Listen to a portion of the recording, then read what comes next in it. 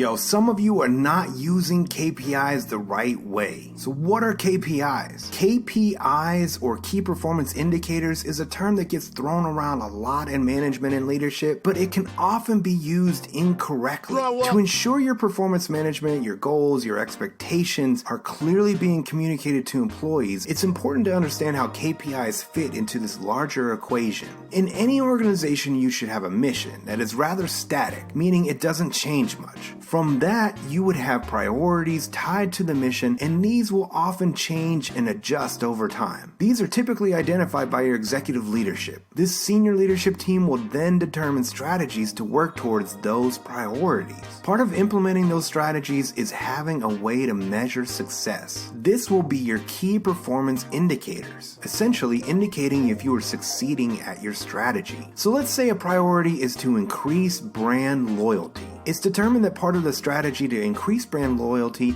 is by improving customer experience when contacting the organization. The organization does have customer satisfaction surveys that they gather a few times a year. The organization's contact center also measures the quality of different aspects of contact, including communication. Contact center staff have been trained and are measured on specific behaviors that have been determined to lead to a better contact experience. The KPIs for this strategy of improving customer experience could then be satisfaction surveys and quality of communication. Now, the contact center measures all kinds of other areas of performance: quality of information gathered, quality of information delivered, following procedures and policies, productivity, call wrap-up time, average handle time. These are all still important areas of performance to measure and deliver to employees, but they are not all KPIs. If your organization is calling every area of performance a KPI, or only measuring KPIs and neglecting all other areas of performance, or if you can't tie a KPI back to a specified priority and strategy, then most likely KPIs are not being used correctly, and calling them such is probably causing confusion for your staff. So back to the example. We've identified two KPIs: customer satisfaction surveys and quality of communication evaluations.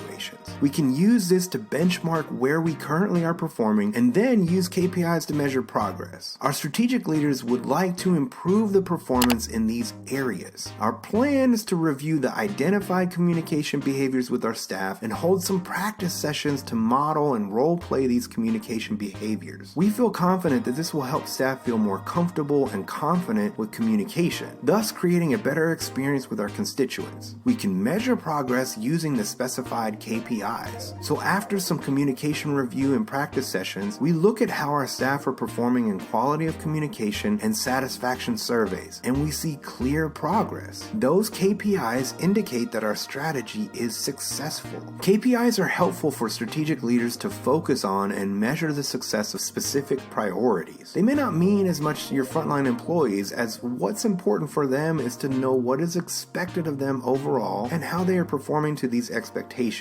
You should have standard performance expectations for individual employees and for the organization that are relatively constant and consistent. As priorities and strategies change, your KPIs, often pulled from the larger list of performance expectations and measurements, will shift to match the corresponding strategy. I hope this helps to clarify the difference and use of KPIs over performance standards.